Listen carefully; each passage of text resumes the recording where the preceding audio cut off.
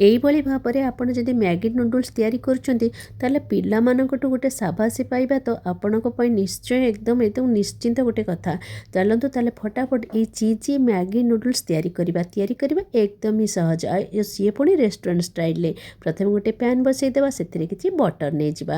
ତାପରେ ସେଥିରେ କ'ଣ କରିବା, ମୋ ପାଖରେ କ୍ୟୁବ୍ ବାଲା ଚିଜ୍ ଥିଲା ତ କ୍ୟୁବ୍ ବାଲା ଚିଜ୍କୁ ଗ୍ରେଟ୍ କରି ଦେଇଦେଲି।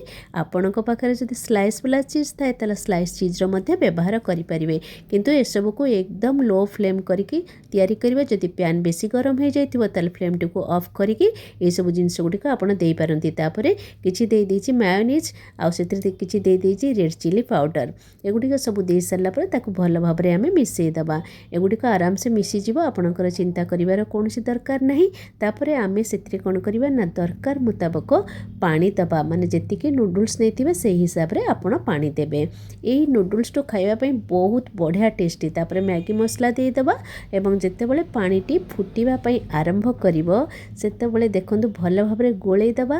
ଏ ଯେଉଁ ବିଣ୍ଡା ହେଇକି ଭାସୁଛି ଚିନ୍ତା ଆଦୌ ବି କରିବେନି, ଏଇଟା ଏକଦମ ସବୁଗୁଡ଼ିକ ମେଲ୍ଟ ହେଇକି ଭଲ ଭାବରେ ନୁଡଲ୍ସ ସହିତ ମିଶିଯିବ। ମୁଁ 2ଟା ସ୍ଲାଇସ୍ ନେଇଛି, ଆପଣ ଯେତିଟା ସ୍ଲାଇସ୍ ବ୍ୟବହାର କରିବେ ସେହି ହିସାବରେ ଯାହା ଯାହା ଇନଗ୍ରିଡ଼ିଏଣ୍ଟସ୍ କହିଛି ସେଗୁଡ଼ିକ ନେବେ। କିଛି ସମୟ ପାଇଁ ଘୋଡ଼େଇ ଦେବା। ଘୋଡ଼େଇ ସାରିଲା ପରେ ତାପରେ ସେଥିରେ କିଛି ଚିଲି ଫ୍ଲେକ୍ସ ଦେଇଦେବା, ଅରିଗାନୋ ଦେଇଦେବା। ଏବେ ଆପଣମାନଙ୍କର ପୁରା ରେଷ୍ଟୁରାଣ୍ଟ ଷ୍ଟାଇଲର ପ୍ରସ୍ତୁତ ହେଇଗଲା ଚିଜି ମ୍ୟାଗି ନୁଡଲ୍ସ। ଏଇଟା କରିବା କେତେ ସହଜ ଦେଖିଲେ ତ।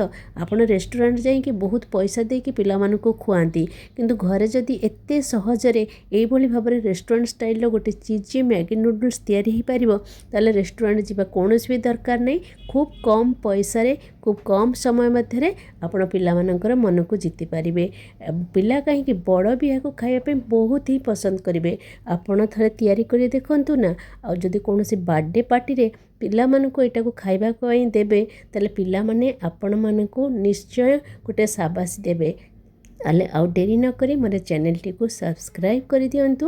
ବହୁତ ସାରି ମାତ୍ରାରେ ଲାଇକ୍ ଆଉ ସେୟାର କରନ୍ତୁ। ଆଉ ଯଦି ଫେସବୁକ୍ ପେଜରେ ଅଛନ୍ତି ଫଲୋ କରିବାର ଅନୁରୋଧ ରହିଲା।